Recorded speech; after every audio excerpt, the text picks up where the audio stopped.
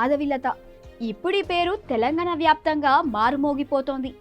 ఎందుకంటే అధిష్టానం Hyderabad MP ticket కేటాయించడంపై పార్టీలో సార్వత్రిక చర్చనీయాంశంగా మారింది.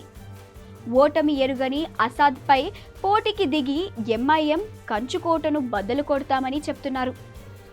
ఆమెకు ఎలాంటి పొలిటికల్ బ్యాక్గ్రౌండ్ లేకపోయినా బీజేపీ టికెట్ కేటాయించడంపై అందరూ ఒక్కసారిగా షాక్కు గురయ్యారు.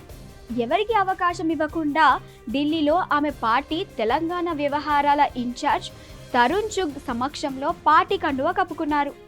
ఇదిలా ఉంటే మాధవిలత పేరును బీజేపీ ఆదినాయకత్వం ప్రకటించడంపై రాజాసింగ్ అసంతృప్తితో ఉన్నట్లు తెలుస్తోంది.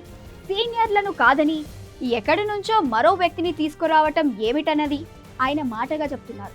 హైదరాబాద్ ఎంపీ సీట్ను ఆశించిన రాజాసింగ్ చేసిన కమెంట్స్ సంచలనంగా మారింది. లోక్సభ ఎన్నికల బరిలో హైదరాబాద్ టికెట్ ఆశిస్తున్నట్లు చెప్తున్నారు.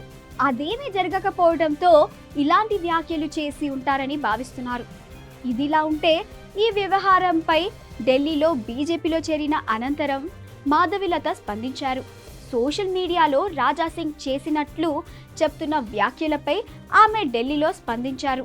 తమదో కుటుంబమని, ఫ్యామిలీలో అక్కా చెల్లెలు అన్న తమ్ముల మధ్య మాటలు జరుగుతుంటాయని, అవన్నీ సర్దుకుంటాయన్న అభిప్రాయాన్ని వ్యక్తం చేశారు. తమ్ముడు అక్కను ఏమైనా అంటే తప్పు పట్టొచ్చా అని ప్రశ్నించిన ఆమె తీరు ఆసక్తికరంగా మారింది. పార్టీలోకి ఎంట్రీ ఇస్తూనే ఆమె తన తీరును ప్రదర్శించారని, మరి తమ్ముడు రాజాసింగ్ ఏ రీతిలో రియాక్ట్ అవుతున్నారనేది ఆసక్తికర అంశంగా చెప్పాలి. ఆమె పోటీ చేస్తున్న హైదరాబాద్ ఎంపీ స్థానం పరిధిలోనే రాజాసింగ్ ప్రాతినిధ్యం వహిస్తున్న గోషామహల్ కూడా ఉందని మర్చిపోకూడదు.